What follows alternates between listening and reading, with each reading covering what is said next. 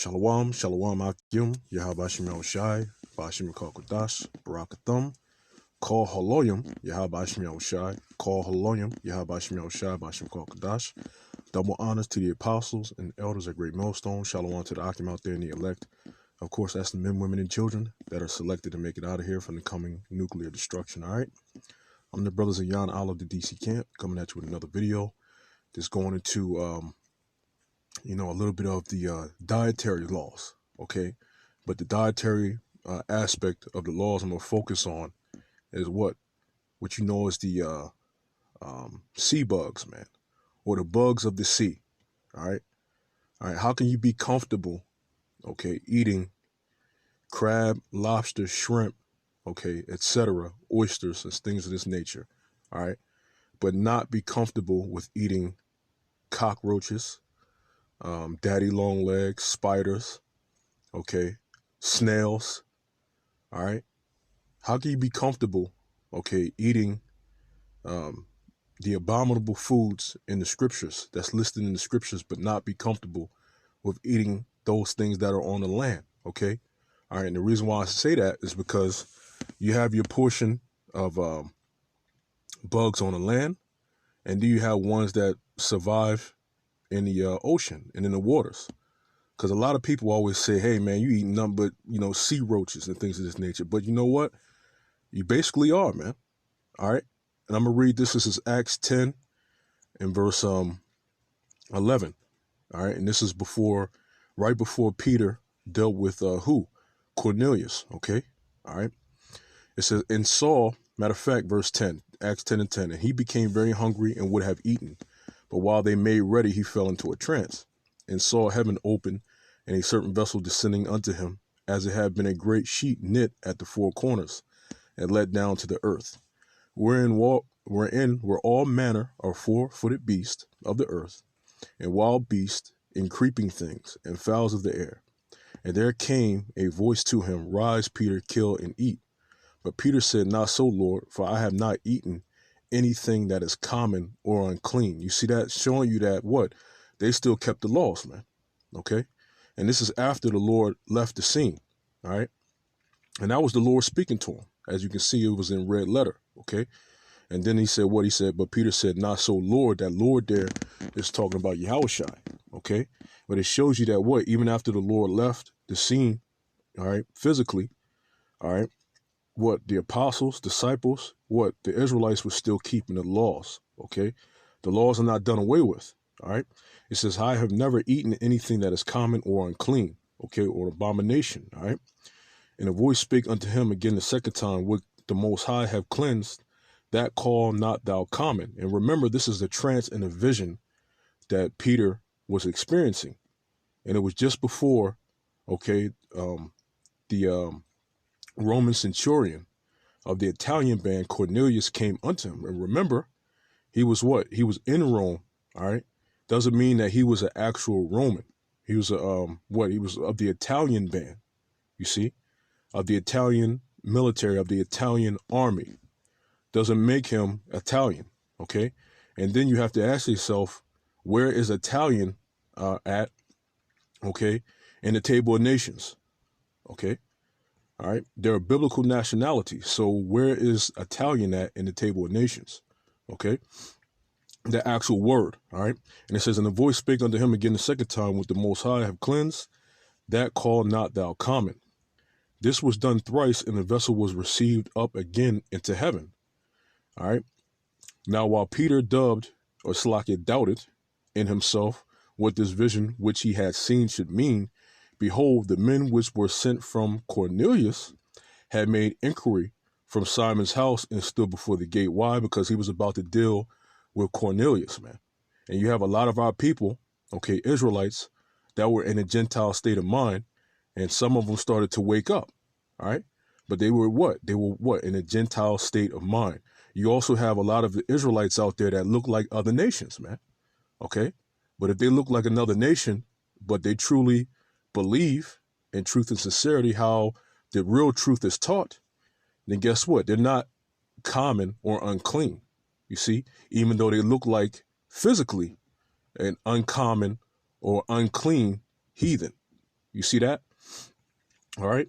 So that's when you see what the Most High have cleansed, that call not thou common. Why? Because what the Lord never cleansed the abominations, the food in the scriptures. And this is the one area where Christian Jake, they mess up because they see that and they immediately think that's talking about food, not knowing that this was talking about Cornelius coming up and people like Cornelius. Israelites scattered abroad, man. All right. Well, let's go to the law. All right. Because a lot of our people are still slobbing on, them sea bugs, man, them sea roaches. All right. This is Leviticus 11 and verse, I jump down because this is what the dietary laws concerning the food. 11:1. And the Lord spake unto Moses and to Aaron, saying unto them, speak unto the children of Yashar'Allah, saying, these are the beasts which ye shall eat among all the beasts that are on the earth. Okay. And now it's talking about what you shall eat. Okay. Let's go down. Verse 9. These shall ye eat of all that are in the waters, whatsoever have fins and scales in the waters, in the seas, and in the rivers, them shall ye eat. So that's plain. So if it has fins and scales collectively, you can eat that. Okay. All right. But if it doesn't have fins and scales collectively, you can't eat it. All right. And all that have not fins and scales in the seas and in the rivers, of all that move in the waters, and of any living thing which is in the waters, they shall be an abomination unto you. Why? Because their diet, okay, consists of what? Dead things. All right. For they are scavengers, more than likely. Okay. You have some of them that are not scavengers, but for the most part, a lot of them, like, for example, shellfish, they're scavengers. Okay. All right. And guess what? They're unclean and they're an abomination to eat because the Lord said so, number one. All right.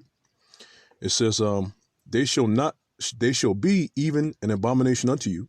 You shall not eat of their flesh, but ye shall have their carcasses an abomination. Whatsoever have no fins nor scales in the waters, that shall be an abomination unto you. All right. So that's talking about everything in the waters without fins and scales. Now, let's go here. All right. Let me get this first. Why do we eat crabs while spiders gross us out? All right. It says, yes, some people enjoy eating insects and find them delicious. And true, intentionally consuming bugs is probably in all our futures. Okay. But right now, if an 8-legged creature appeared on your dinner table, you'd more than likely react with revulsion or at least unpleasant surprise. Exactly, because of a spider jumped on your plate. A lot of us like, whoa, and then you got to throw the whole goddamn plate out, man. You see? All right, it's disgusting. It's an abomination. It's a natural abomination to us, all right? But then again, these people will go out and eat crab, lobster, and shrimp, man. All right, and if you see these creatures without their shell, they clearly look like insects and bugs, okay? It says, unless, of course, that multi-legged creepy crawler or crawly was a crab. Maybe you'd also be cool with an octopus, okay? But there's a bit of cognitive dissonance going on here. Why is it that so many of us can happily eat crabs and lobsters while being grossed out by spiders and other bugs, okay? All right? Because you can read some of this. I want to go to some of the points. It says crawfish, all right? Let me see.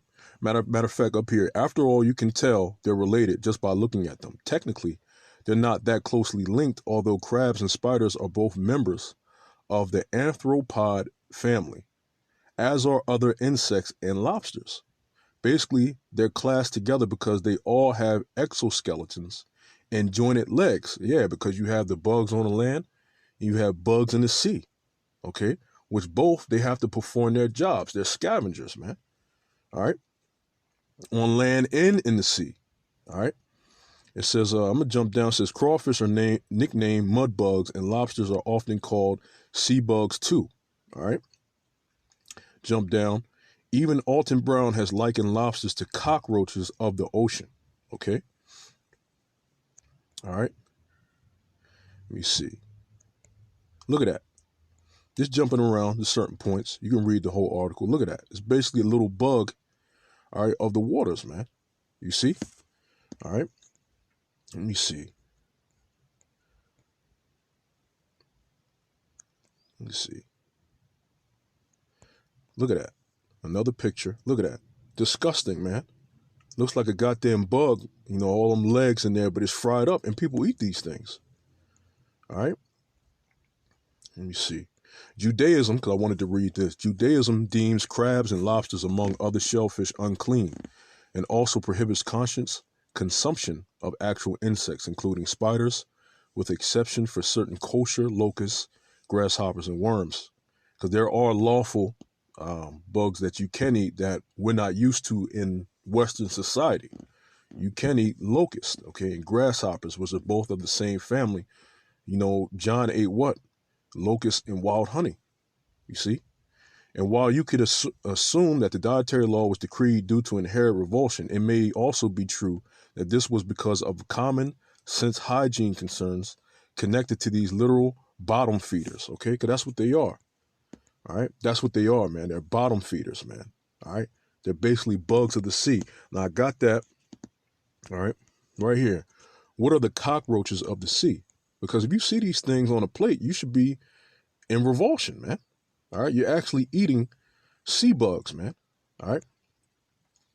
It says, let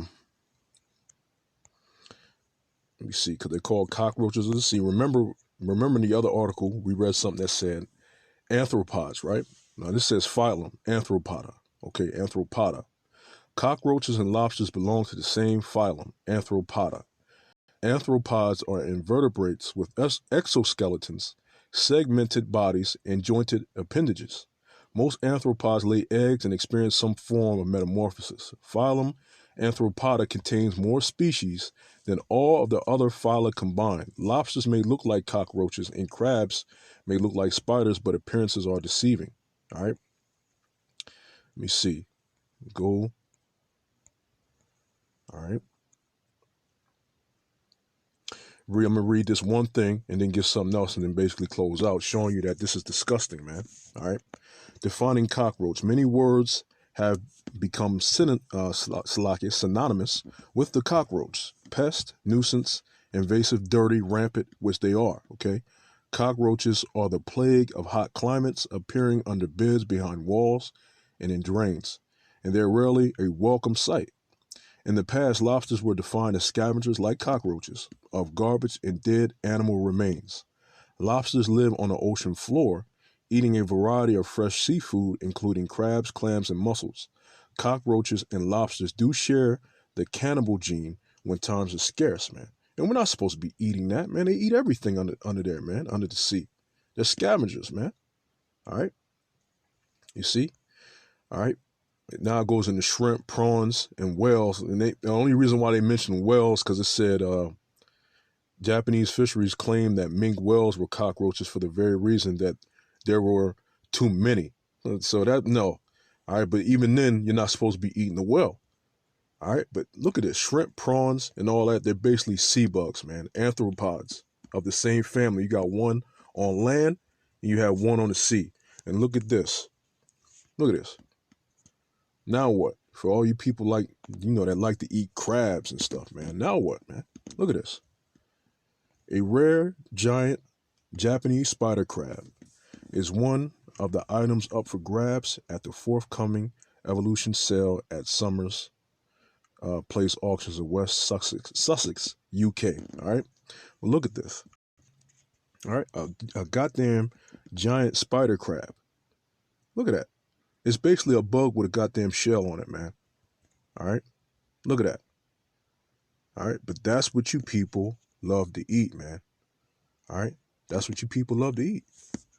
All right. Let me see something. Lobsters. All right. Without shells. Let me see.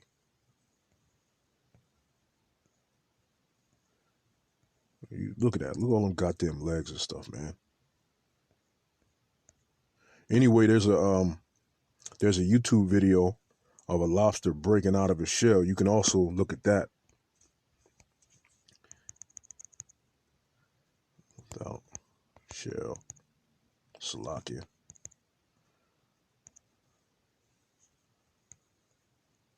Yeah, that's the one right there. Lobster removing his shell.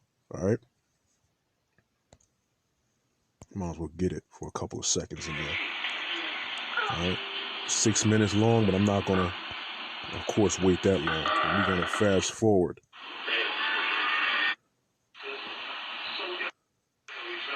Look at this. He's getting out of his shell. Now tell me that's not a bug. Tell me that's not a nasty cockroach-looking thing in the sea. So you have the bugs in the sea, and you have the bugs on the land. Look at that. All right, and obviously it's going to be a different make, in slightly different makes, because one's in the ocean and one's on land. But look at that. But that's what you people love to feast on. Look at that. Disgusting. All right. Call Halonyim Yahweh Bashim El Shai Bashim Cockroaches. And as always, to the elect, double shalom.